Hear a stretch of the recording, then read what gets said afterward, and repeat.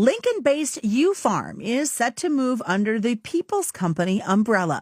Hi, I'm Susan Littlefield on the Rural Radio Network.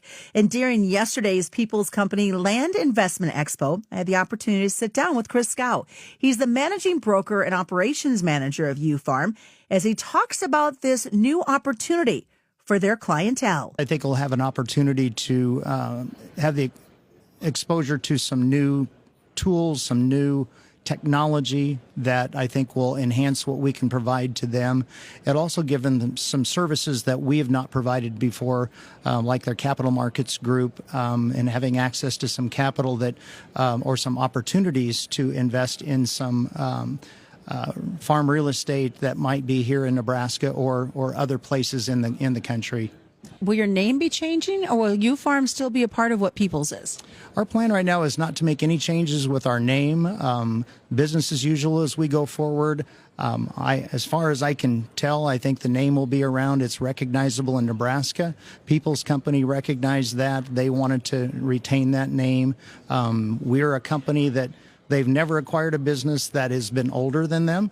And so that's unique in that regard. And so I think the name will stay around for a while. What excites you about this opportunity as you look at the company that you built, and like you mentioned just a little bit ago, those opportunities that are there?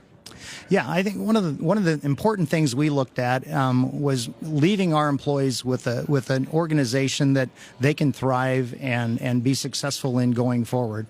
One of the things that I'm so impressed with People's Company is the number of young people that they have, the energy that they have in this company, and the enthusiasm, and that's infectious. It'll boost some new energy into somebody like me, and so we look forward to working with them going forward, and I think our clients are going to benefit from this as well.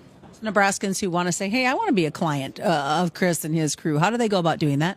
Yeah, the first stop you could make is at ufarm.com. That's our website.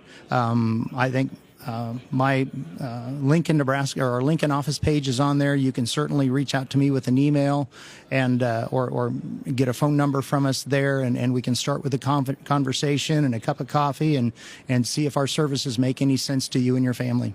Especially if folks are starting to make that transition and maybe moving off the farm but don't want to see that farmland sit idle. This is a great opportunity to have that conversation with you.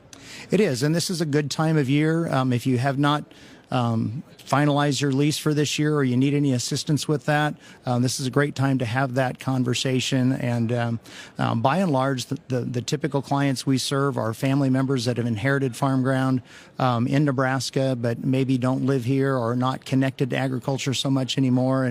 And we fit in there, and we're the boots on the ground for them right on the farm. Folks that maybe haven't attended this Land Investment Expo, it was your first time being here. What was your overall takeaway? Now it's just becoming a part of People's, but coming and seeing everything it entailed.